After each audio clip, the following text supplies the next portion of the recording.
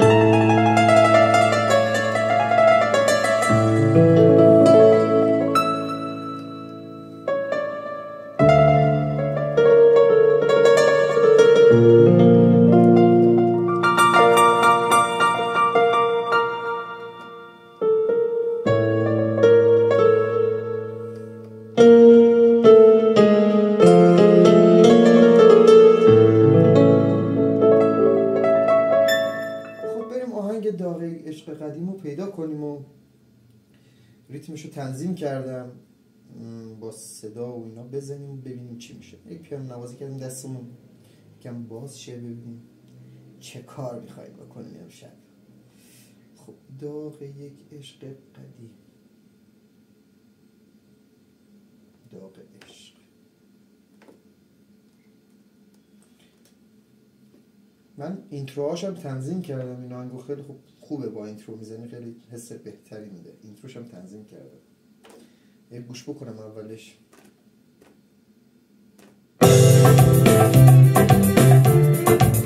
صدای پیانو روی اکتاو چپ من بود، برش بعد میداشتم که خب این صدا رو نده دوباره.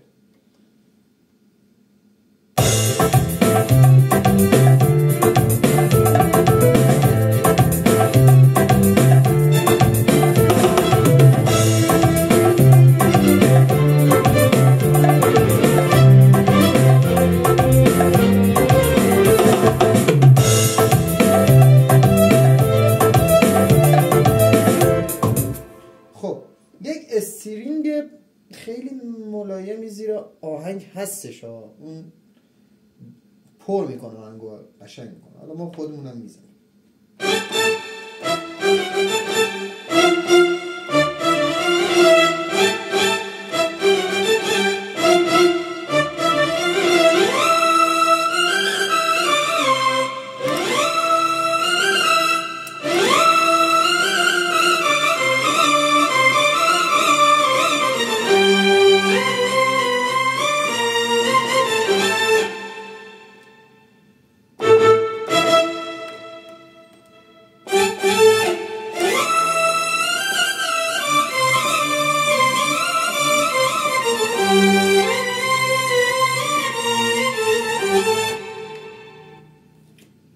بریم چی کار میشه.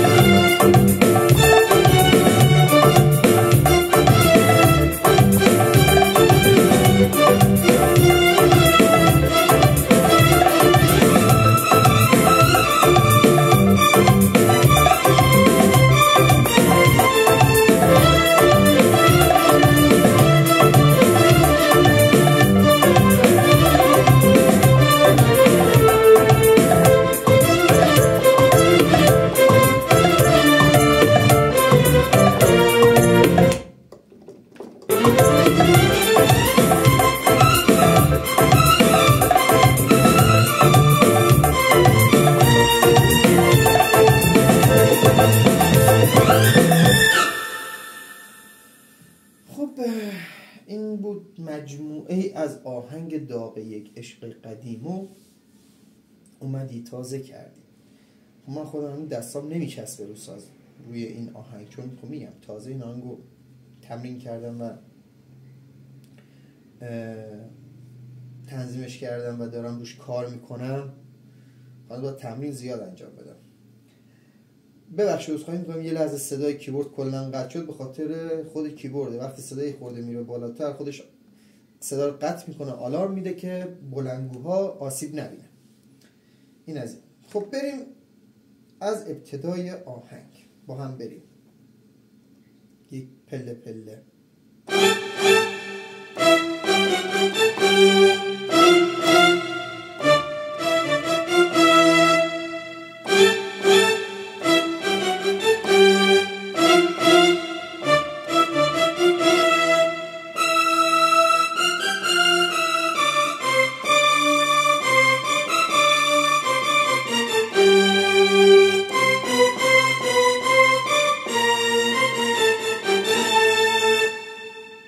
قسمت بعدی آهنگ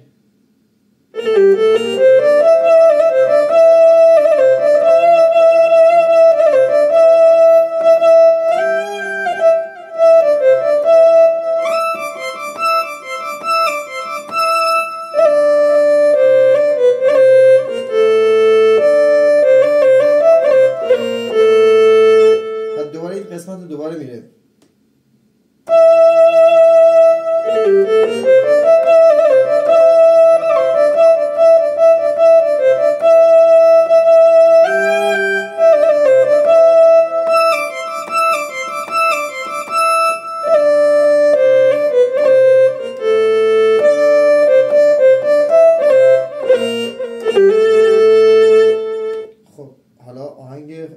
انگار متن ترانه.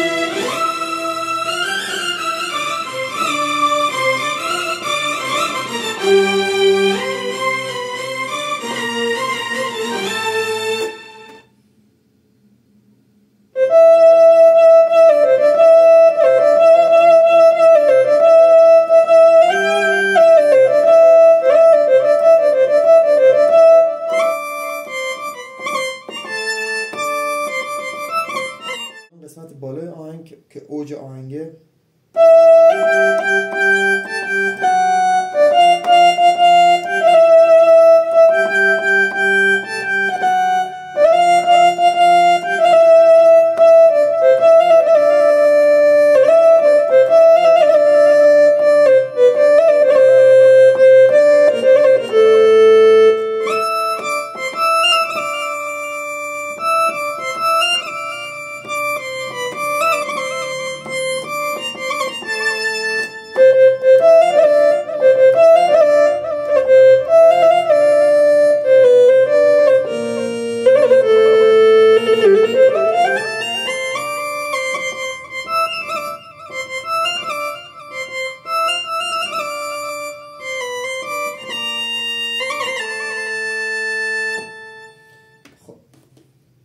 کل آهنگ هیچ چیز خاصی نداره، فقط میخواد روش تمرین کنی و تمرین و تکرار تا یک آهنگ خوبی در بیاد.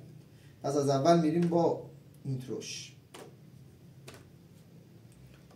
صدا یه خورده کم کنیم که سرعتش فقط یه خورده فکر میکنم بالا خوب نه مناسب. وقتی اشتباه میکنی برگرد درستش کن و برو ادامه. اشتباه تو رد نشو برو، چون همون اشتباهی که رد میشی میری تو سرت میمونه که اشتباه کردی. اون اشتباه تو سرت میمونه، ملکه ذهنت میشه. ولی برگردی درستش کنی، درسته تو ذهنت ملکه ذهنت میشه. پس برگرد اشتباه رو درست کن برو.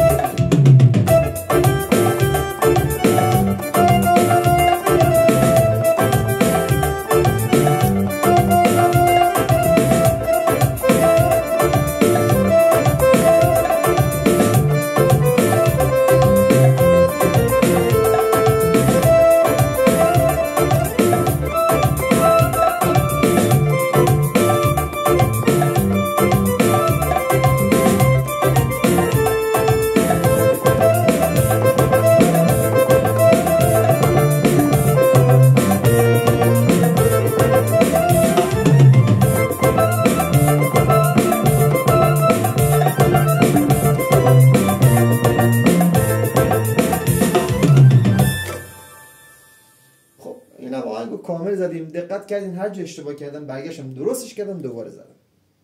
من 3 بار 4 بار دیگه بزنم این آهنگ تو دستم. البته اینم ناگفته نمونه، قبل از این که این الان میگم 3-4 بار دیگه بزنم دیگه تمومه تو دستمه، پشتش بالغ بر 200 بار 250 بار فکر کنم من این آهنگو زدم از صبح تا حالا که الان در این حد دارم میزنم. پس هر چقدر تمرین کنی همونقدر پیشرفت میکنی. تمرین تمرین تمرین تمرین تمرین تمرین تکرار تمرین تکرار. یعنی شما هر روزانه حداقل 4 ساعت 5 ساعت مفید تمرین کنین ها. خسته شدین بلنشین برین یه چای بریزین، 2 دقیقه چای بخورین، باز بیاین بشینین پای تمرین. دوباره خسته شدین بلنشین برین بیرون یک هوایی بخورین، یک هوای تازه استشمام کنید. بیاین بشینیم پای تمرین. خسته شدین گوشیتون رو بردارین، به دوستتون زنگ بزنین در حد 10 دقیقه 5 دقیقه، به خانواده به فلان، هر کسی هر جور که میدونی یک وقفه ای آنتارا که بینش داشته باش، باز بیا بشین پای تمرینت. تمرین حداقل روزی 5 تا 6 ساعت مفیدش باید باشه که بتونی در این حد بتونی ساز بزنی. خیلی مهمه اینا. حالا من روی این آهنگ خب میگم هنوز با قول اصطلاح قدیمی ما پخته نیستیم هنوز روی این آهنگه. شاید تو کارمون خب بعد از 27 سال پختگی رو داشته باشیم تو کار موسیقی، تو آهنگایی که داریم میزنیم و برای کارمونه، ولی خب توی این آهنگ که تازه من این آهنگ رو تنظیم کردم و دارم تمرین میکنم، هنوز پختگی لازم رو توی این آهنگ من در نیاوردم.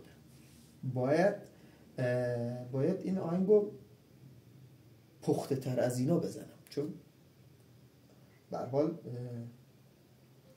وقتی پخته تر که بزنم حس بهتری میگیرم، بعد حس بهتری به مخاطبم میدم، خودم لذت میبرم از نوازندگی. و خب با من کسی که داره 27 سال موسیقی کار میکنه، اونم حرفه‌ای کار میکنه، توقعم از خودم خیلی بیشتر از این است. پس باید اونقدری پخته این آهنگو بزنم که اصلا کوچکترین خطایی تو نوت ها نباشه، توی تنظیم ها، توی اکسنت ها، توی تعویض ریتم ها، تعویض صداها. امیدوارم نکات آموزشی خوبی از این آهنگ دستگیر شما عزیزان و هنرجویان و اون دسته عزیزانی که تازه کیبورد شروع کردن رسیده باشه. امیدوارم این ویدیو به درتون خورده باشه. عزیزان دلم ممنون میشم دوباره یک سابسکرایبی، یک لایکی، یک ارسالی برای ما انجام بدید و این مهر شما رو من هیچ وقت فراموش نخواهم کرد. ممنون ازتون. اگر این ویدیو به درتون خورد حتما برای دوستانتون ارسال کن. آرزوی بهترین ها براتون دارم. شب خوبی رو داشته باشید. خدا نگهدار.